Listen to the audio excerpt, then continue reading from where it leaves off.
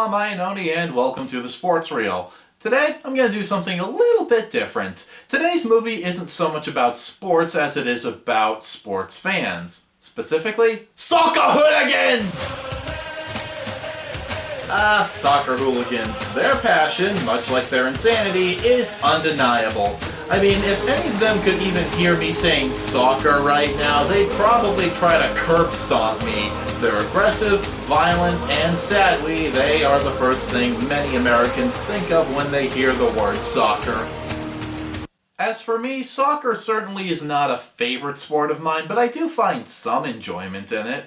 And yes, I do say soccer, not football. I know it's not accurate, but hey, I'm an American, what do you expect? Also, I don't say Green Street, I say Green Street Hooligans. Green Street Hooligans, or Green Street as it's known in the UK, is the story of an American thrown into the violent underworld of soccer hooligans and how he actually comes to enjoy it.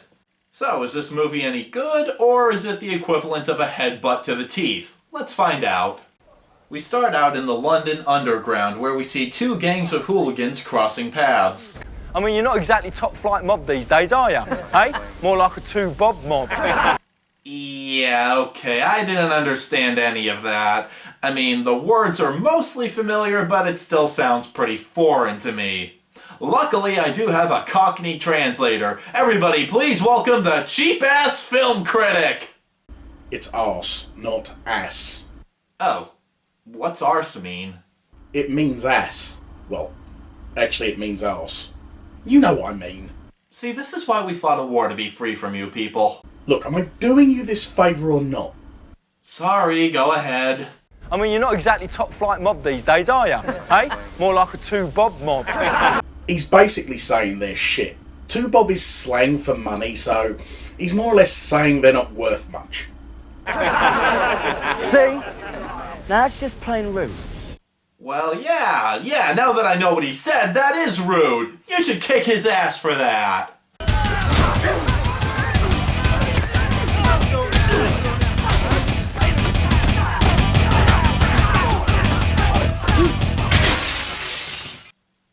Well, it's good to see that you took my advice. Holy shit. Meanwhile, in Boston, representing, we see a student named Matt Buckner, played by Elijah Wood, packing up all of his belongings from Harvard University's newspaper office. He's a journalism major, but he's being kicked out of school. He goes back to his dorm room where his roommate hands him an envelope with $10,000 in it, but Matt doesn't want it. Buckner, that's $10,000. I think it's a pretty good deal. We never had a deal, Jeremy. Look, I know you got screwed here, but I have my family's reputation to protect. I mean, a Van Holden getting expelled from Harvard. Why, that would be like a Bush being expelled from Yale. Matt tries to call his father, also a journalist, but he's far away on an assignment, so he takes the money and decides to travel to London. Wow, they spared no expense on that opening title. When he gets to London, he meets up with his sister, Shannon, and he tells her why he was kicked out of Harvard. He was my roommate. He's a total cokehead. Somebody tipped off campus security and we got our room searched. They found his stash and my stuff. Guess he'd been hiding his shit in my closet the entire time. How did you not notice a stash of cocaine in your own closet? You're about as observant as a pro wrestling referee. We then see Shannon's husband Steve come home, and while he's happy to meet Matt for the first time, he has a romantic evening planned with Shannon. Just then, there's a knock on the door, and who should walk in but the leader of the hooligans we saw earlier. He happens to be Steve's younger brother, Pete, played by Charlie Hunnam. So Steve sees an opportunity to get rid of both of them for the night. I'll tell you what I'll do, all right? I'll give you 100 if you take Matt here to the match. Oh, fuck off. You're having a bubble. Great idea! Throw an American into a soccer game with a bunch of hooligans. You might as well throw a cat into a room full of hungry pit bulls. So Pete and Matt leave for the game, but Pete has other ideas. Look, mate, I'm not being funny, but the last thing I want to do is take you to the match with me. So here's how it works. Give me half the money, I'll go to football, and you can have a wander around where Churchill took a Tom. Where took a Tom? What? Cheap arse?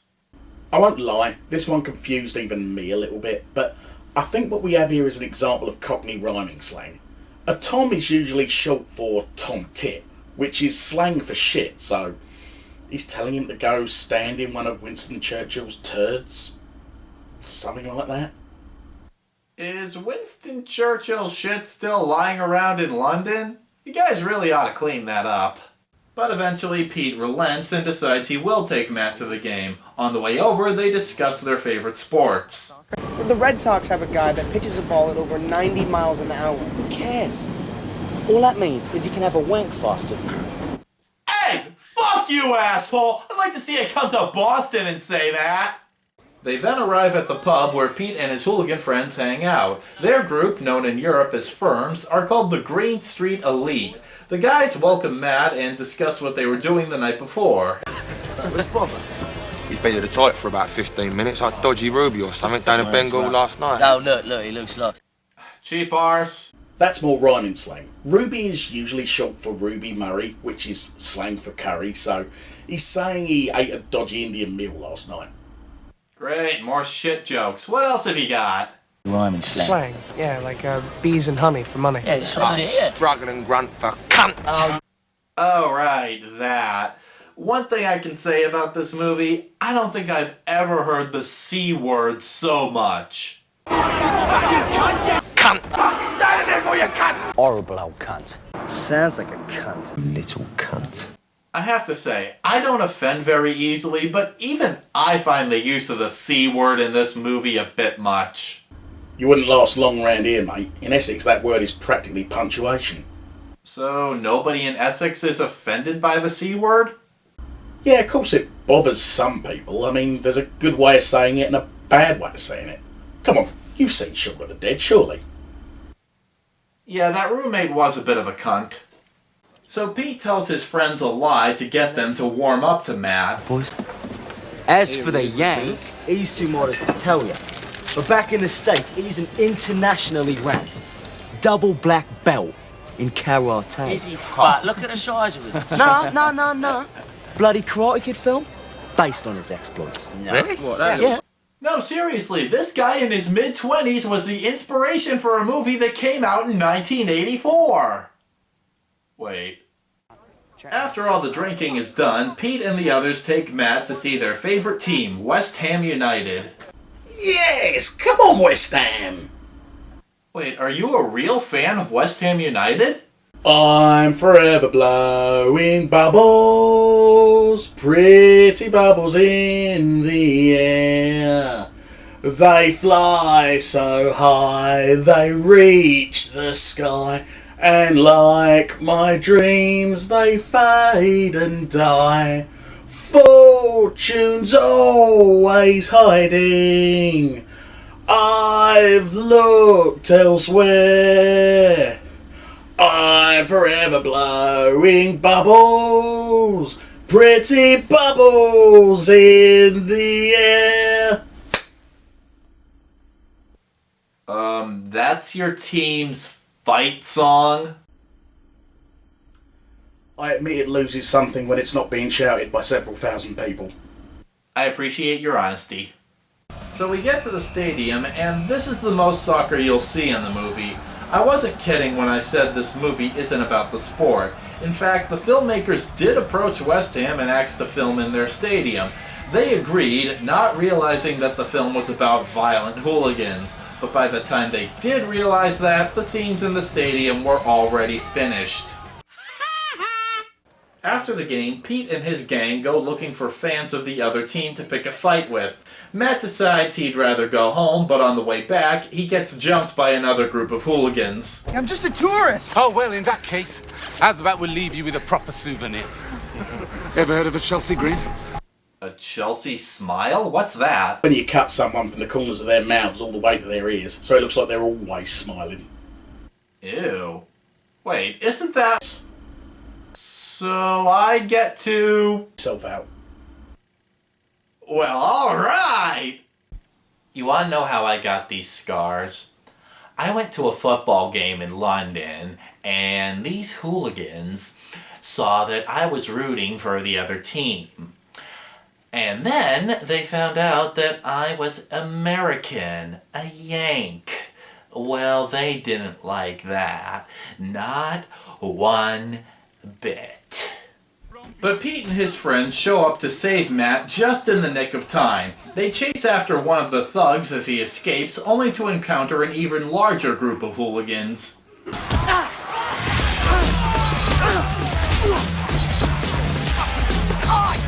Oh no! Shaky can't fight!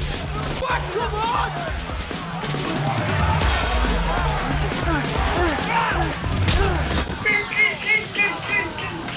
The fight ends when Pete's right-hand man, Bover, shows up with reinforcements to chase away the remaining hooligans. Matt then spends the night over at Pete's place. Morning, sunshine. How'd you feel? Oh, little sore. English breakfast, double dose of aspirin. You feel sweet as a nut, mate.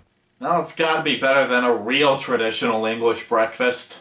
Seriously, how do you people eat that shit? Pete takes Matt back to Steve and Shannon's place, and they're both angry at Pete once they see the cuts and bruises on Matt. He tries to stand up for Pete, and Steve tosses them both out. Later on, Matt returns to gather his belongings so he can stay with Pete. You didn't even come to my wedding, and it's just you don't know my husband, and you haven't even held your nephew, and you show up on my doorstep yesterday, and you're leaving already, and... Look who's talking. I mean, you ran to another fucking country after Mom died.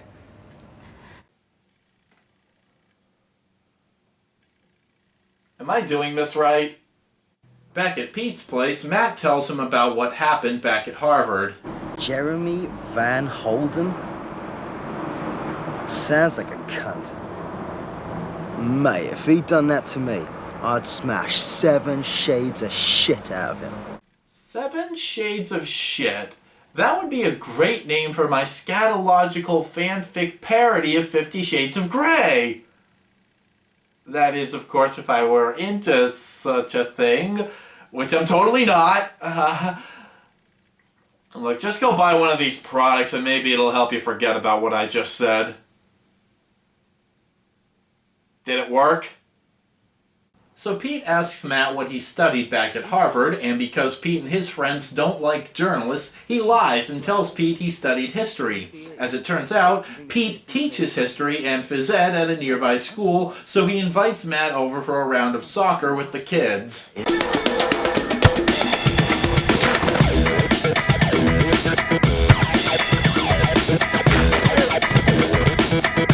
He's still a better soccer player than I ever was. When I was little, I couldn't even understand the concept of putting the ball in the other team's goal. That night, Matt and Pete go to the pub for some drinks. Bover walks in, but he still doesn't like Matt, so he rides off to another part of London. He goes into a diner, and in walks the members of the arch-rival firm Millwall. Their leader, Tommy, played by Jeff Bell, recognizes Bover. Ladies and gentlemen, I give to you one of the most intimidating performances I have ever seen. Hello. I'm Tommy. Tommy Hatcher. Yeah, I know. Oh, you know? Well, now you see, that's bad. That's really, really bad. Because now you ain't got no fucking excuse, have you? We're not keeping that shit cunt of yours quiet. Excuse me? George, you can't talk to me like that. George? Your bird hasn't stopped fucking rabbiting since I've walked in here. Now, can I recommend that you shut her up so I can continue my conversation with our guest there, Bover, of the once proud GSE firm? You can't tell me. Oh my God! Do you see what she's doing? Does she ever fucking stop it? You know, in all fairness, she was being a bit rude. The next day, Pete and the others get on a train to go see West Ham play on the road against Manchester United. Matt was supposed to stay behind, but he sneaks onto the train. He's like a little puppy.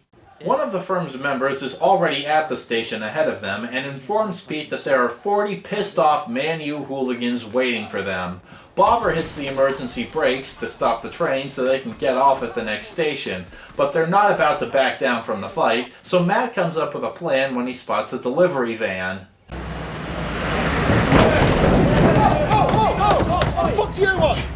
Sorry guys, we're with Paramount Pictures shooting the new Hugh Grant film. We gotta get this gear through. Hugh Grant? I hate his fucking movies! Let me at him! So the hooligans let the van pass, and Matt opens up the back to let the others out and launch their sneak attack.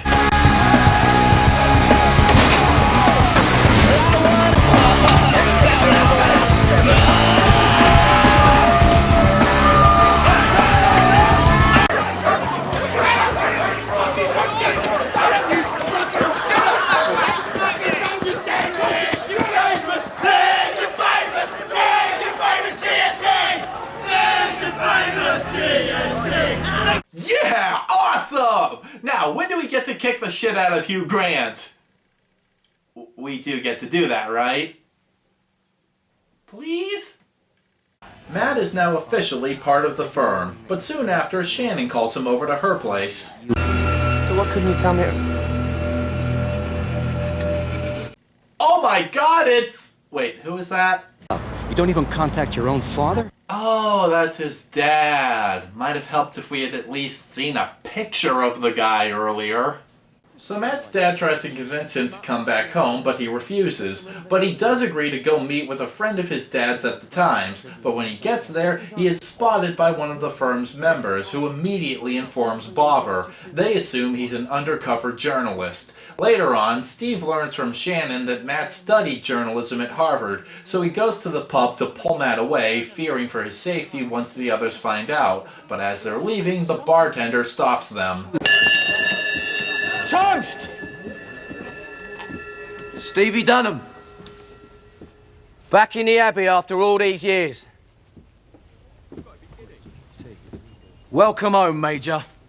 The Major! Oh my god, that's a revelation that I totally saw coming from a mile away. So while Boffer and the others find Matt's journal at Pete's place, Steve tells Matt about his time as the major of the firm and why he left. Now, Tommy Hatcher, he was their main man back then. He used to bring his 12-year-old boy to the grounds, Tommy Jr., always banging on how he brought this kid up, to be like a little pit bull. So I assembled all our troops and we hunted them down. I saw that little lad go down. And I saw his skull get crushed under the boots of the GSE. I never went to another match after that. And I left the Major behind. Pete and Boffer come into the pub and confront Matt about his lie. They ask him why he was going to the Times, and Matt explains that it was just a visit with his dad, and that Pete knew his dad was a journalist the whole time. Boffer lashes out at Pete for this and leaves. He goes to see Tommy and the Millwall firm again, thinking that they will help him kill Matt if they know that Steve is at the pub too. Is there anything else you want to tell us? Listen, Tom, please, this is how it's got to go down. Oh man, if you can't trust a group of soccer hooligans, who can you trust?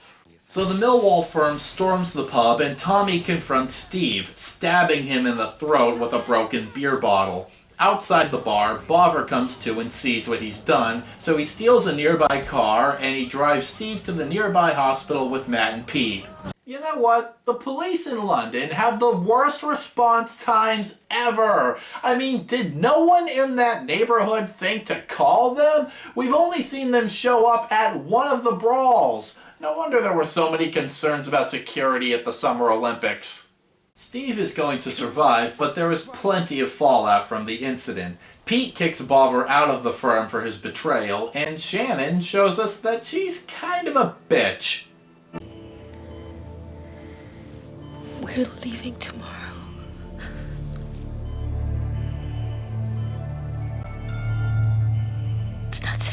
her now. Yes, she's leaving Steve. She swore to him that if he ever went back to his old life, she would leave. And I guess she counts this as going back to his old life, saying that it's no longer safe for her and their son to stay. Here's an idea. Stay in the hospital with Steve. He damn near got killed because he was looking out for your little brother, you selfish bitch. But no, she goes back to her home to pack up, and Pete tells Matt he should go with her. What the fuck are you talking about? I've got just as much at stake here as you do. Matt, listen to me. It's time to go home. I don't know where my home is anymore. And I am not about to travel the world and live with a bunch of stereotypical families until I find the one I'm looking for. I tried that once, didn't work out so well. The next day, Pete and the others head to a wharf to have the final brawl with the Millwall firm. Matt runs out on Shannon and joins them, going right to the front line of the battle. As the battle rages on, Tommy is beating the crap out of Pete when...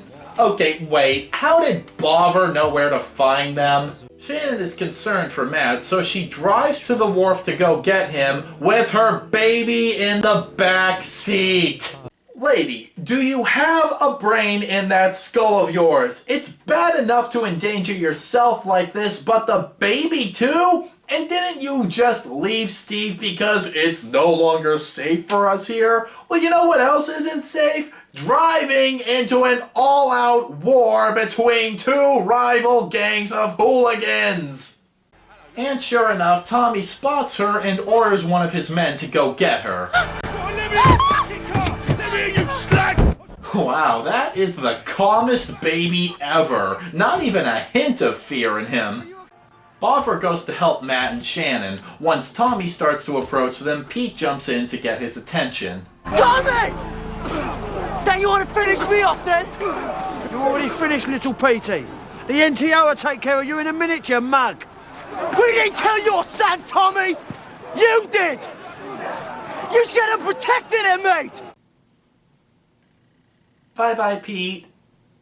So Tommy kills Pete, and Matt drives to the airport with Shannon and her son. Of course, the security at the airport lets Matt through, looking like that, and we come back to Boston. We then see Matt's old roommate in a fancy restaurant with his friends. Too much. Well, congrats on the Epstein account, Van Holden. That should be a nice commission. I bet your father's election had nothing to do with it. Fuck you very much, Todd. It sure is great to be a Kennedy. I mean a Van Holden. Yes, that's it, a Van Holden. So Van Holden goes into the men's room to snort some coke, and in walks Matt. What? I took the fall for you at Harvard. You said you'd hook me up. You gotta be kidding me, man. They were your drugs, and you said you had more to lose, and that you'd hook me up if... All right. Yes, I said I would hook you up. Jesus, Matt, I'm in a meeting right now. Call my office, talk to Cindy. She'll make an appointment for you. You gotta be joking me, spineless shit. That you'd hook me up if... All right, yes. I said... What the fuck is this? This? It's my ticket back to Harvard. Give me that. I wouldn't do that.